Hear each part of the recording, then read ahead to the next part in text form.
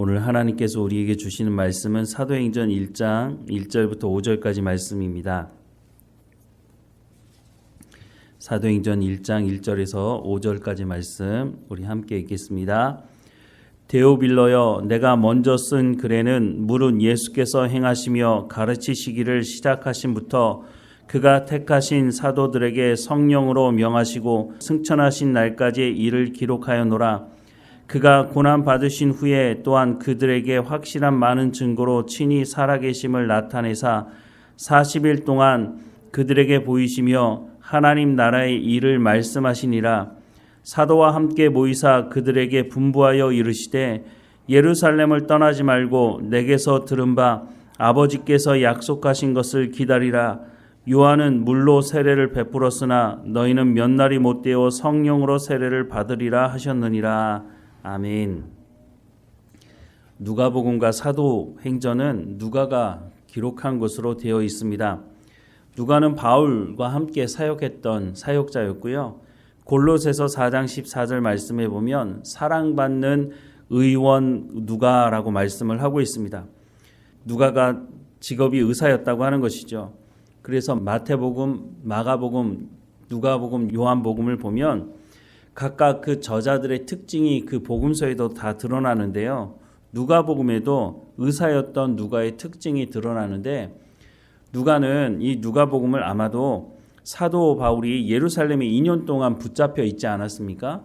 그때에 누가는 자유로웠기 때문에 누가가 지금까지 들었던 그 말씀들을 기억하면서 예수님께서 말씀하셨던 곳, 또 예수님이 말씀을 전하고 예수님이 만났던 사람들을 만나면서 마태복음이나 마가복음이나 요한복음에서 놓치고 있는 여러 가지 예수님께서 행하신 표적이나 예수님이 말씀하신 말씀들, 이런 것들을 섬세하게 잘 기록했던 것을 보게 됩니다.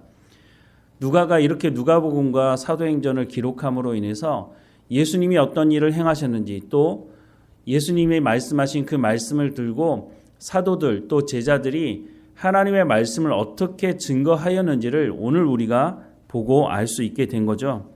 나중에 천국에 가면 누가를 만나면 참 고맙다고, 내가 누가복음을 통해서 예수님도 알고 예수님이 행하신 일도 알게 되고 또 복음이 어떻게 증거되었는지를 알게 되었다고 우리가 고맙다는 말을 해 주어야 하지 않을까 하는 생각을 합니다. 누가복음과 사도행전에 보면 첫 시작에 누가복음과 사도행전을 누구에게 쓰고 있는지를 먼저 기록을 하고 있는데요. 거기에 이름이 한 사람 등장합니다. 누가복음 1장 1절부터 4절 말씀도 보면 우리 중에 이루어진 사실에 대하여 처음부터 목격자와 말씀의 일꾼된 자들이 전하여 준 그대로 내력을 저술하려고 붓을 든 사람이 많은지라. 그 모든 일을 근원부터 자세히 미루어 살핀 나도 데오빌로 각하에게 차례대로 써 보내는 것이 좋은 줄 알아노니 이는 각하가 알고 있는 바를 더 확실하게 하려 함이로다 라고 말씀합니다.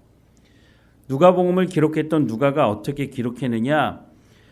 예수님에 대한 기록을 기록하는 사람들이 여러 사람들이 있는데 나도 기록하려고 하는데 똑같이 기록하지 않는다 하면서 뭐라고 말씀하냐면 그 모든 일을 근원부터 자세히 미루어 살핀 나도 라고 말씀합니다. 그래서 예수님의 말씀 중에 다른 복음에 기록되어 있지 않는 말씀들이 누가복음에 기록된 것이 아닌가 싶습니다.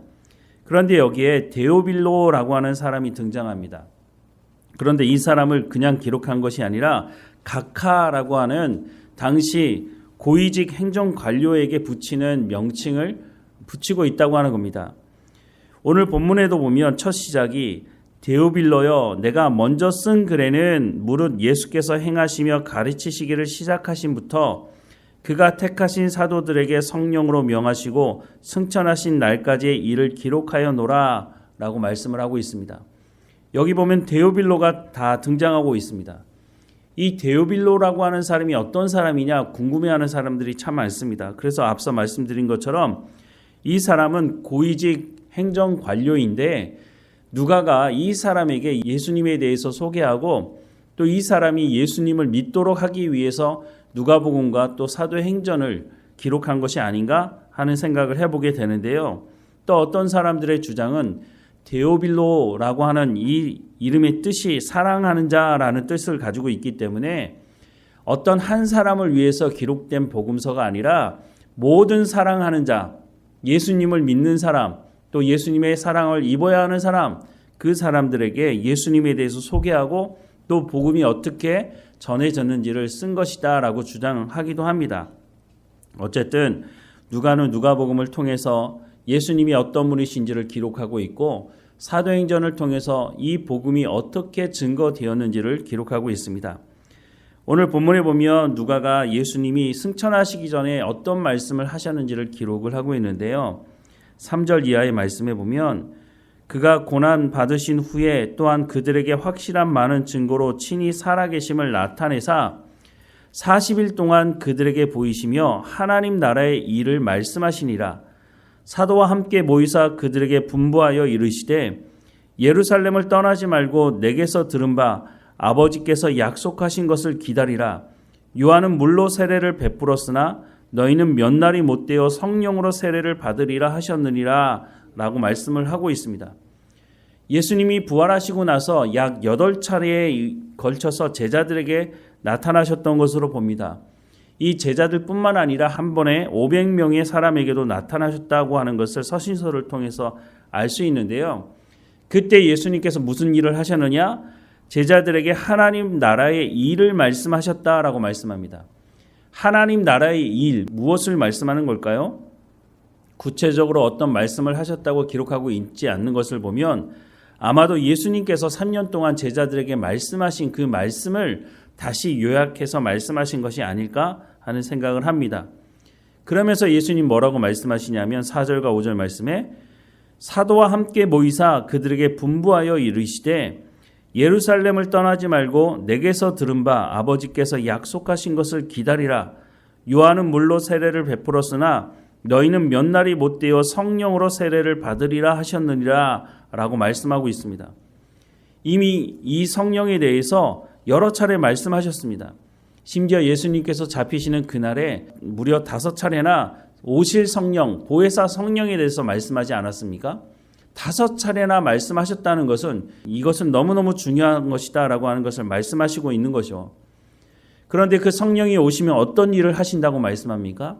성령은 진리의 영이라고 말씀하시고 이 진리의 영이신 성령이 오시면 내가 너희에게 말한 모든 것을 생각나게 할 것이고 그 성령이 나를 증거하실 것이고 너희를 진리 가운데로 인도하실 것이다 라는 말씀을 하시고 있는 거죠.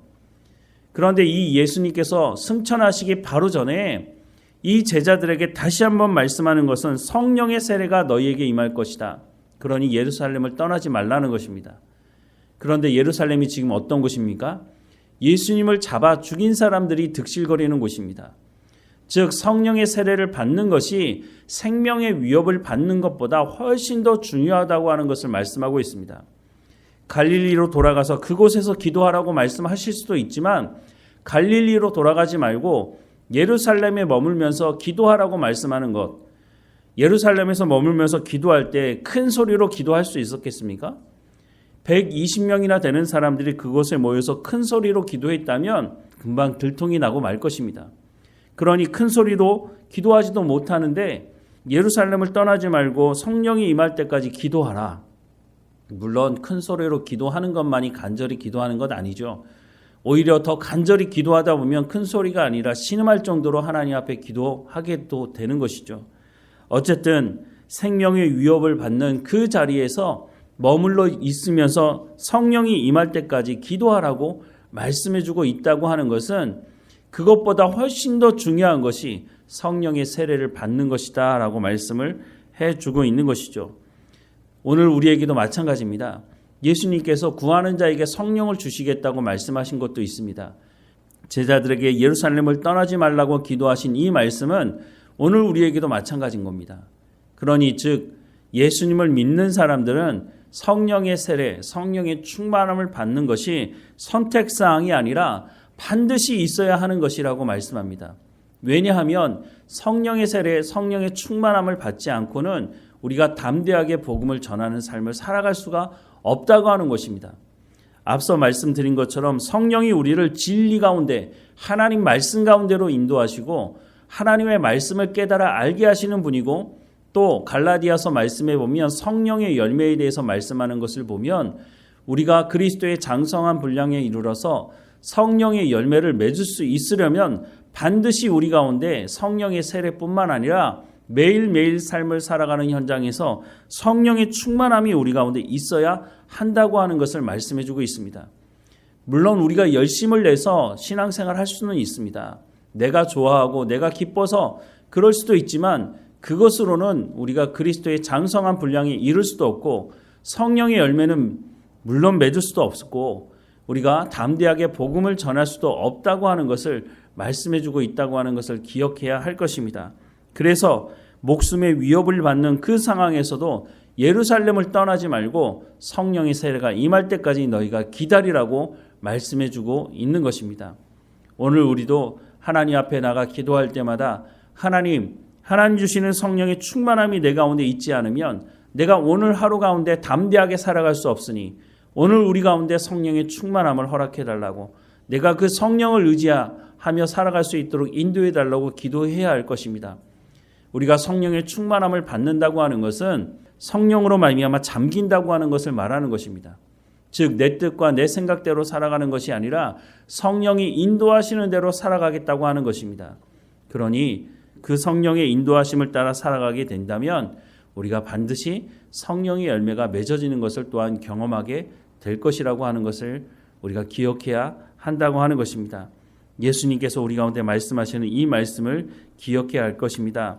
요한은 물로 세례를 베풀었으나 너희는 몇 날이 못되어 성령으로 세례를 받으리라 라고 말씀합니다. 이미 성령의 세례를 경험한 분들은 날마다 성령의 충만함을 유지할 수 있도록 성령의 세례가 한 번 있게 되는 것으로 보여지는데 그렇다면 그 이후로는 그냥 성령의 충만함을 위해서 기도하지 않아도 된다라고 하는 것을 말씀하는 것이 아닙니다. 날마다 우리가 성령의 충만함을 구하며 하나님의 말씀 가운데 우리가 열매 맺는 삶으로 살아갈 수 있도록 기도해야 할 것입니다. 기도한다고 하는 것은 우리가 하나님을 의지한다고 하는 것을 의미합니다. 기도해놓고 성령의 인도하심을 따라 살아가는 것이 아니라 내 뜻대로 살아가게 된다면 우리가 기도하는 의미가 무엇이 있겠습니까? 오늘도 하나님 앞에 기도하면서 성령의 인도하심을 구하고 성령의 충만함을 구하고 성령의 인도하심을 구하는 우리의 삶이 되기를 주님의 이름으로 축원합니다. 기도하겠습니다. 사랑하는 하나님, 성령의 세례가 임할 때까지 예루살렘을 떠나지 말라고 말씀하신 그대로 우리가 하나님 앞에 기도합니다.